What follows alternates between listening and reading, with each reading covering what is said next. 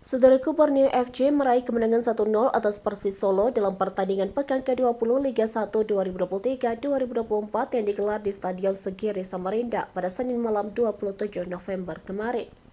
Pada menit ketiga, upaya Moussa Sidibé dalam melepaskan tendangan berhasil diantisipasi dengan baik oleh Nadeo Argawintara. Peluang emas didapatkan oleh David Gonzalez pada menit ke-7, namun sayangnya bola yang dilepaskan melebar dari sasaran. Nadia menunjukkan kiprahnya dengan berhasil menepis tendangan dari Melsidoro pada menit ke-13. Sementara itu, bola sepakan Ploim pada menit ke-22 melenceng dari gawang yang dijaga oleh Riyandi. Pada menit ke-35, Altaf memiliki peluang untuk mencetak gol tetapi usahanya belum membuahkan hasil yang diinginkan. Hingga menit ke-40, kedua tim masih bermain imbang tanpa gol.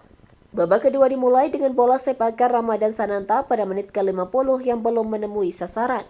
Gol tunggal kemenangan Borneo FC akhirnya tercipta pada menit ke-59 dicetak oleh Philip Sedenazi yang memanfaatkan umpan dari Stefano Lillipali. Dengan hasil ini, Borneo FC mempertahankan posisi puncak klasemen Liga 1 dengan raihan 44 poin, menjaga jarak 6 poin dari Persib Bandung yang berada di peringkat kedua dengan 38 poin.